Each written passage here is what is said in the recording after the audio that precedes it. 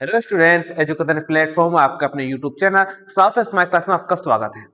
और हम पढ़ रहे हैं क्षेत्रफल आयतन नाम का चैप्टर, जिसके लेक्चर अब तक 5 आ चुके हैं। आज लेक्चर नंबर 6 कंप्लीट करेंगे और चैप्टर को फिनिश करेंगे। वीडियो में सिर्फ 2 ही क्वेश्चन बचे थे, एकदम कंप्लीट कर लेते हैं। ठीक है, क्वेश्चन लगाओ।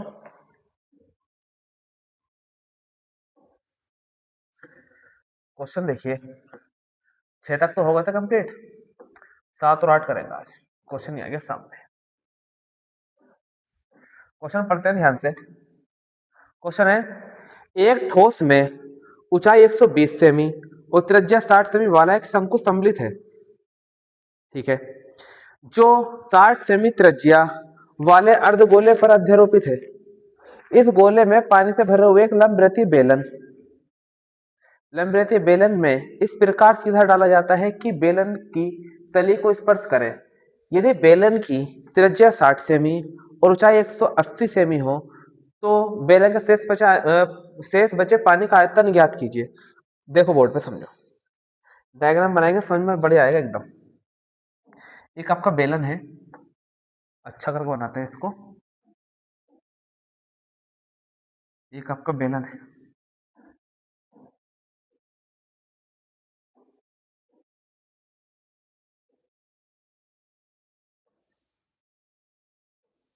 और ये पूरा पानी से भरा हुआ है। इसकी त्रिज्या देख लो कितनी कितनी है। ये जो बेलन है उसकी ऊंचाई 180 सेमी और ऊंचाई है 180 सेमी और त्रिज्या कितनी है 60 सेमी। तो इसकी पूरे की जो ऊंचाई है बेलन की, ये व्यास हो गया, व्यास की आधी हो गई त्रिज्या, त्रिज्या है 60 सेमी और इसकी ऊंचाई है 120 सेमी, सॉरी 180 सेमी, 180 सेमी,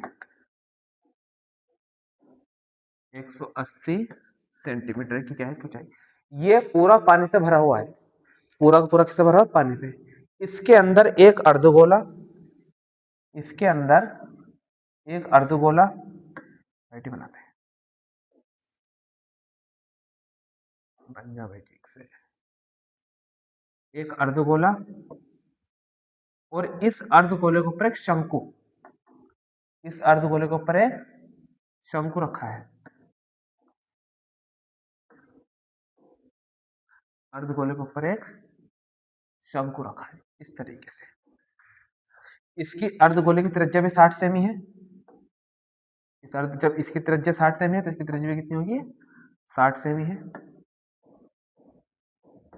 और इसकी शंकु की ऊंचाई दे रखी है आपको शायद, इस शंकु की ऊंचाई देख लेते कितनी है।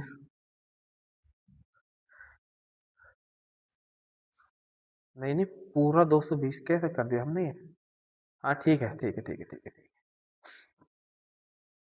है। 120 सेमी ऊंचाई, 220 सेमी ऊंचाई के आधार वाले 24 से नहीं, वो 26 है, वो तो क्वेश्चन ये है। 120 यहाँ पहुंच गया, कहाँ पहुंच गया? क्वेश्चन नंबर 6 पे कितनी है? 120। शंकु ऊंचाई कितनी है इसके अंदर? 120। त्रिज्या कितनी है? 60। शंकु सम्मिलित है। मैं पहुंच गया अगले क्वेश्चन पे। तो कितनी है? 120 से। ठीक है, तो इसकी त्रिज्या कितनी होगी बेलन की? सही है सब कुछ। ऊंचाई, बेलन की ऊंचाई 80, शंकु की ऊंचाई 120 और त्रिज्या तीनों क्या है? बिल्कुल बराबर है। इसमें बचे, जब इसको हमने क्या करा बताऊं आपको एक बार और।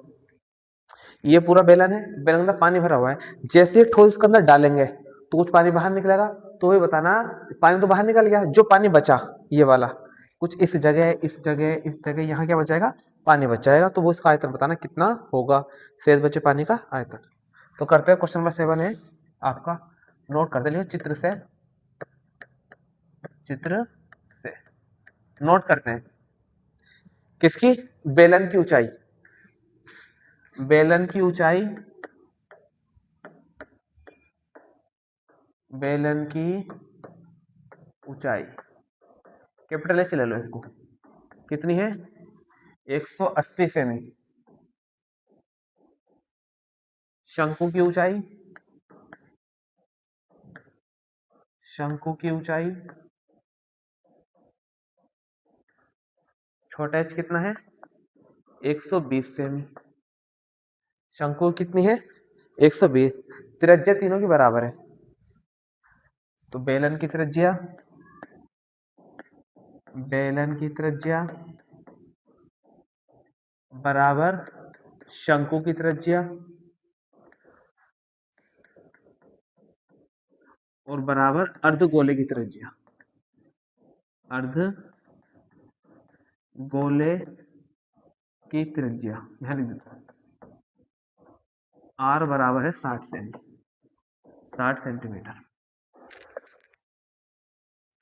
बस तो हमें क्या निकालना है इसमें, शेष पानी का आयतन। तो शेष पानी कितना बचेगा, इस बेलन में से अर्धगोले को और शंकु को माइनस कर देते हैं, आग से निकल कर जाएगा। तो कर देंगे शेष बचे पानी का आयतन, पानी का आयतन फॉर्मूला बनेगा हमारा किसका, बेलन का आयतन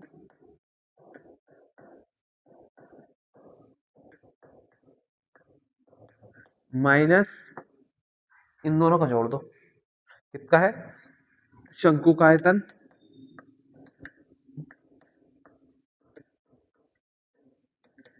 प्लस अर्धगोले का आयतन।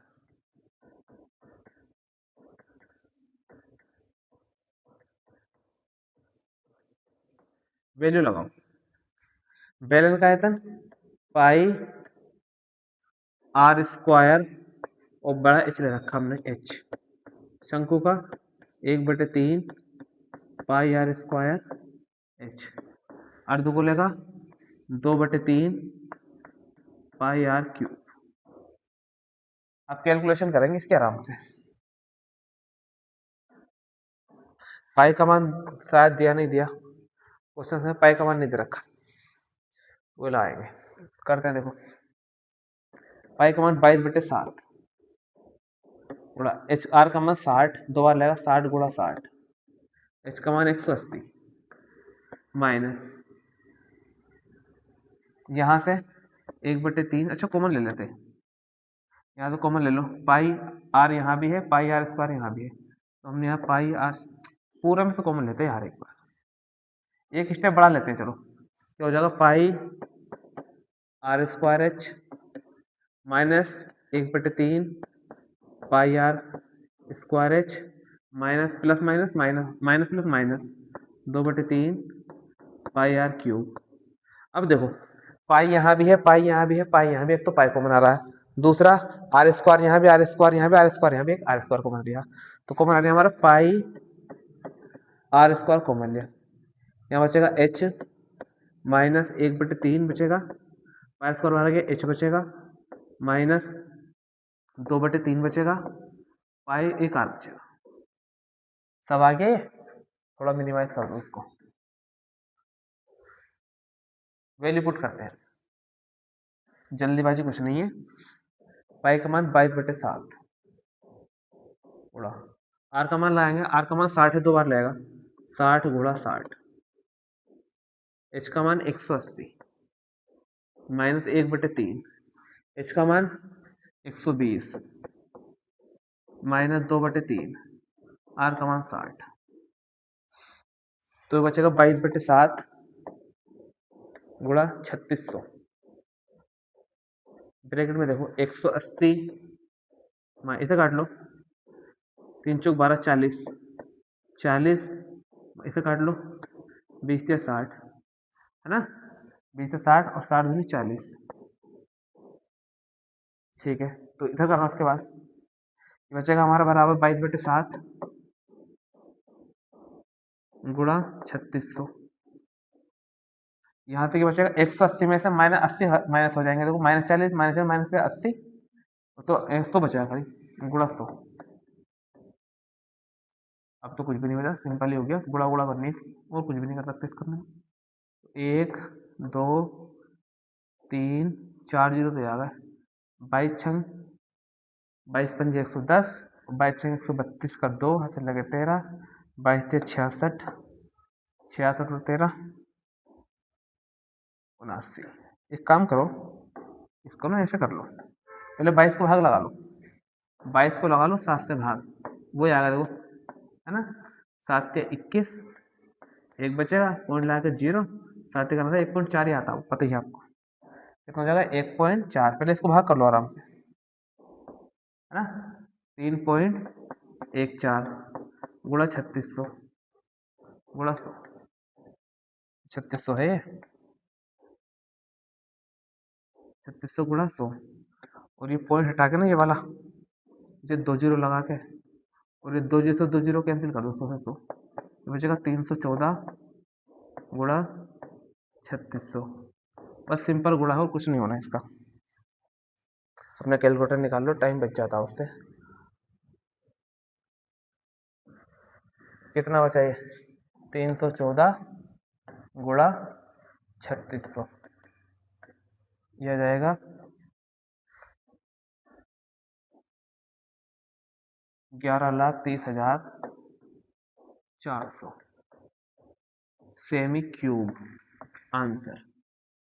ये हमारा क्वेश्चन नंबर 7 पूरा कंप्लीट हो गया। कुछ नहीं है इसके अंदर, क्या था इसके अंदर, बहुत अपना सिंपल आराम से क्वेश्चन हो गया हमारा हमसे। अब तो लास्ट चल रहा है, वैसे सबका फॉर्मूला में याद है, बेलन था, बेलन के अंदर एक अर्धगोला शंकु हमने इसके अंदर डाल दिया, तो जो कुछ पानी तो बाहर निकल गया, ये आयतन हमने हटा दिया, तो पानी यहाँ बचा, जो पानी बचा उसका आयतन ये आ गया, कितना आ गया 11,30,400 सेमी क्यूब। स्क्रीनशॉट ले लो इसका। क्वेश्चन नेक्स्ट करेंगे, नेक्स्ट पढ़ते हैं। क्वेश्चन क्या है नेक्स्ट, लास्ट है बस, इसके बाद काम खत्म इस प्रश्नावली का, फिर नया चैप्टर डालेंगे। क्वेश्चन है, एक गोलाकार कांच के बर्तन की एक बेलन के आकार की गर्दन है। अच्छा, उसके गर्दन जो है वो बेलन के आकार की है, ठीक है। उसके बाद जिसकी लंबाई 8 सेमी है, व्यास 2 सेमी है, गोलाकार भाग का व्यास भी दे रखा आपको 8.5 सेमी है। इससे भरे जाने सकने पानी का मात्रा की माप है। एक बच्चे ने यह ज्ञात किया कि इस बर्तन का आयतन 345 सेमी क्यूब है। जांच कीजिए कि उस बच्चे का उत्तर सही है या नहीं। यह मानते हुए उपरोक्त तो माना अतिरिक्त मापन है, ठीक है। तो 3.4 लगाना पाई का हमारे इसमें। करते हैं, क्या है इसके अंदर, एक ऐसा बर्तन है जिसकी गर्दन बेलन की तरह है, और इसकी जो ऊंचाई है वो 8 सेमी है, और इस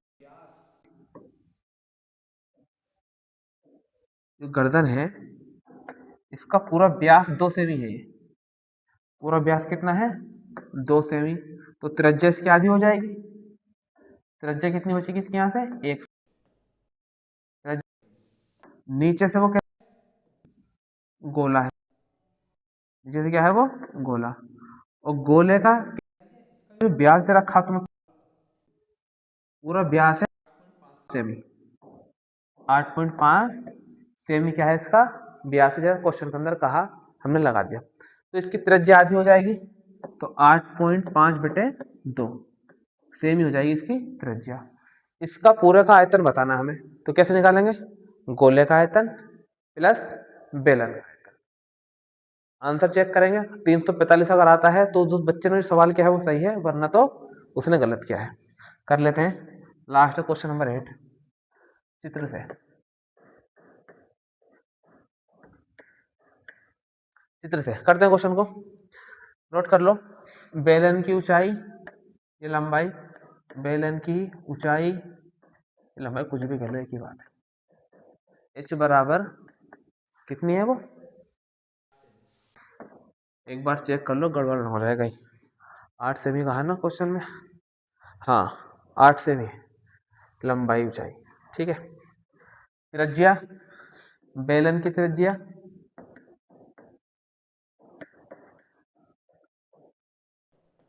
त्रिज्या है उसकी 1 सेमी, व्यास की आधी है ना वो 1 सेमी, और गोले की त्रिज्या भी दे रखी है हमें।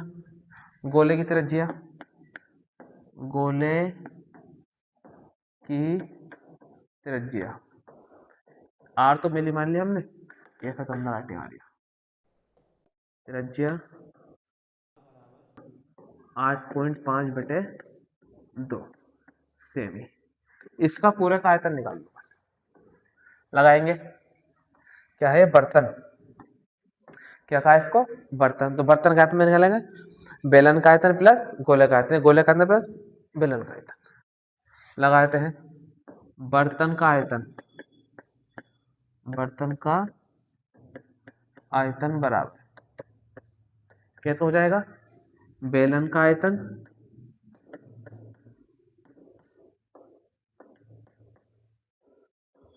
प्लस किसका, इस गोले का आयतन, गोले का आयतन। बेलन का आयतन फॉर्मूला अब भी याद नहीं हुआ, लास्ट सवाल है, अब भी याद नहीं हो तो कब याद होगा। 4/3 पाई आर क्यूब, बड़ा कैपिटल लिया ना मैंने, प्लस गोले का पाई आर स्क्वायर है, उल्टा लगा दिया, अरे यार इधर बेलन का लगना था, बेलन का पाई आर स्क्वायर एच, इधर गोले का लगेगा 4/3 पाई आर क्यूब, देखा नहीं था उल्टा ला दिया, कोई बात नहीं। पाई यहाँ भी है, पाई यहाँ भी है, पाई लेंगे कॉमन, अंदर बचेगा r square h plus 4/3 r cube. Pi का मान 3.14 का, सवाल में वही लगाना पड़ेगा, एक है तो 1 गुणा 1 गुणा एच का मान 8 प्लस 4/3, आर का मान है 2, 3 बार लगा क्यूब है ना, 8.5/2 गुणा 8.5/2 गुणा 8.5/2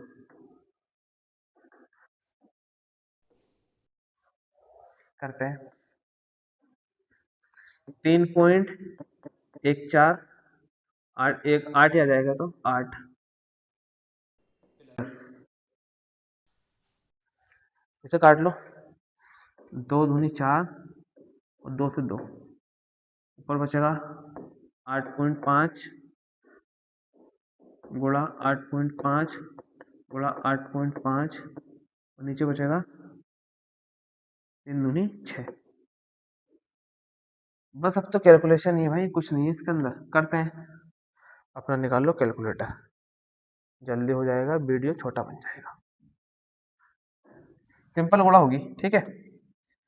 इसकी कर लेते हैं, पहले इसको ऐसे नोट कर दो, जो बचा हमारा, ये हमारा 3.14 8 प्लस ऊपर वाली मल्टीप्लाई कर दो, 8.5 इंटू 8.5 इंटू 8 गलत हो गया, 8.5 इंटू 8.5 इंटू 8.5, ये आ गया हमारा 614.125, 614.125 भाग में 6।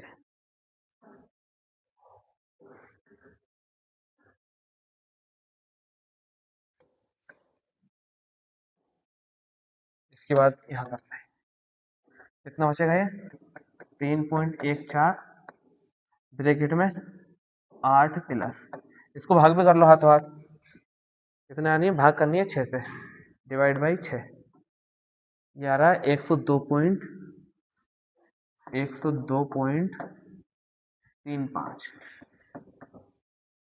बस तो इसको जोड़ दो, तो कितना हो जाएगा 3.14 गुणा, इनको जोड़ दो 102 110 हो जाएगा, 110.35, इसकी गुणा कर दो हाथों हाथ, कितना है भाई 3.14 इंटू 110.35, 346.499 सेमी क्यूब, यह हमारा करेक्ट बिल्कुल आंसर। अब जो बच्चे का आंसर था वो आया था 345, इसका मतलब बच्चे ने क्या किया था, वो गलत किया था, ठीक है नहीं, देखो आंसर कितना हमारा 346.49, और बच्चे का जो आंसर आया था वो कितना, 345, जो बच्चे का आंसर था वो कितना था सवाल के अंदर हमारा क्वेश्चन में 345, तो इसका मतलब बच्चे ने कहीं ना कहीं गलती की थी, हमने गलती क्यों नहीं की, हमने करा है कैलकुलेटर से, ठीक है नहीं। तो चैप्टर आज फिनिश हो चुका है, स्क्रीनशॉट ले लीजिए इसका। तो वीडियो पसंद आए तो लाइक कीजिए, चैनल को सब्सक्राइब कीजिए, हम ऐसे वीडियो आपके लिए लाते रहेंगे। और आज चैप्टर हमने फिनिश कर दिया है। कमेंट बॉक्स में जाइए और वहाँ पर जाकर बताइए नेक्स्ट चैप्टर कौन सा स्टार्ट हमें करना है, वही चैप्टर स्टार्ट करेंगे। तब तक के लिए गुड बाय।